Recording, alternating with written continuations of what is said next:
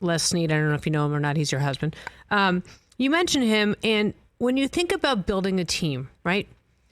And here you are at the Super Bowl, and yet you choose to start the third quarter with your injured player, and that he would lose the ability to watch so much of it in the moment.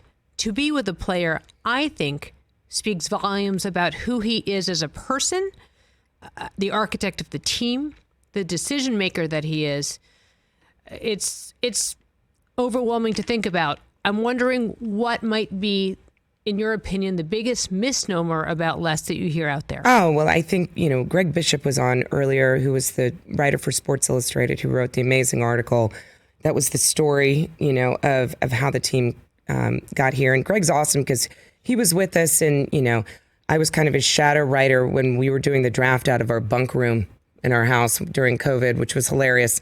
But I think he said it well, that people have a tendency to think, because it's the lazy narrative of the all in and then we mortgaging our, if you know Les, he is one of the most process driven, methodical people that you can meet, and process is everything to him.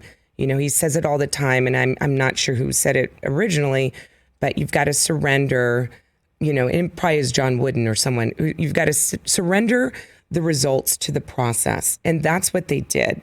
And this was a methodical, I've been here for 10 years with him going through this build.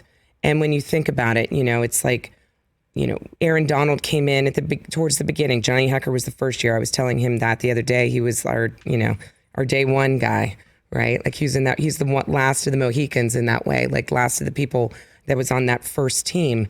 But it is such a methodical build. And so this concept that he's, this, poker player in Vegas that's just throwing chips around is not true at all. In the beginning, we had too many first round picks, right? Like we had 2 first round picks for the first couple of years because he had made that big RG3 trade right off the jump.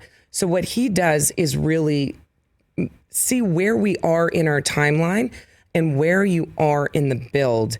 And so when he made these moves, whether it was for Matthew Stafford, which was incredible, obviously, or Jalen Ramsey, or Von Miller, or Odell, it's because he knows, like, we're in this particular window where if we can get these particular pieces and add them to what we already have, then we've got something really special.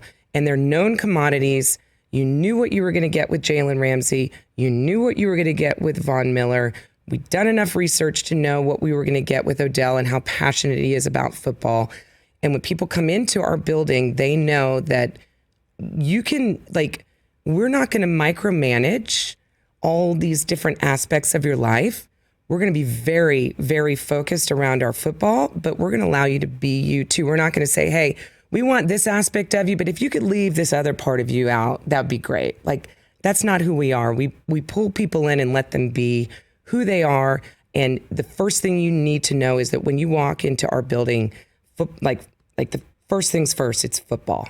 And so people can relax into that culture. So he and Sean have really, from the beginning, created that. And I think, yet again, the long-winded answer to your question is, don't think that he is a gambler. Do not think that he's someone that's just doing something and throwing chips around.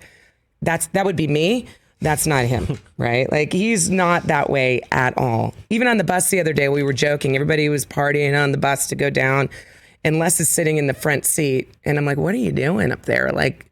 Could you be less fun? And he's like, I'm reading overthecap.com. Stop I'm it. like, I know, come join the party.